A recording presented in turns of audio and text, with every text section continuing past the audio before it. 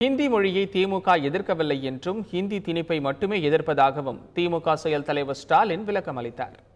ஹிந்தி திணிப்பு மற்றும் நீட் தேர்வை புகுத்தும் மத்திய பாஜக அரசுக்கு எதிர்ப்பு தெரிவிக்கும் வகையில் திமுக சார்பில் வேலூரில் கருத்தரங்கம் நடைபெற்றது. இதில் திமுக செயல் தலைவர் ஸ்டாலின், துரைமுருகன், திருச்சி சிவா, ஆர் ராசா உள்ளிட்ட கட்சியின் முன்னணி நிர்வாகிகள் கலந்து கொண்டனர். இதில் பேசிய ஸ்டாலின், ஹிந்தி மொழியை திமுக எதிர்க்கவில்லை என்று குறிப்பிட்டார்.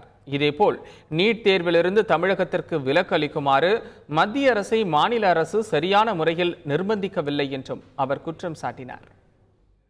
இந்தியை எதிர்க்கிறோம் என்று யாரும் கருத வேண்டிய அவசியமில்லை.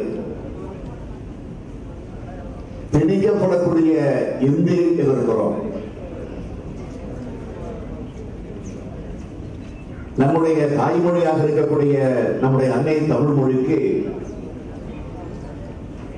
ஒரு பாதுகாப்பை தேடித்தந்திட வேண்டும். நீட் தேர்வை அவசர அவசரமாக அமல்படுத்துகிற முயற்சியில இன்றைக்கு மத்திய அரசு ஈடுபட்டிருக்கிறது.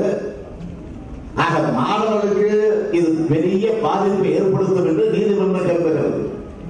ஆனால் மக்களுடைய வாக்குகளை பெற்று ஆட்சியில் இருக்கக்கூடியவர்கள் ஆனால் அதை பற்றி அவர்கள் கவலைப்படாமல் இருக்கிறார்கள்.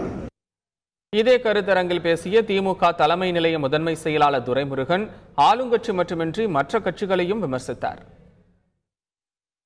ஆளுங்கட்சி மூடியாகி இன்றைக்கு காலியாகிற நிலைக்கு இருக்கிறது.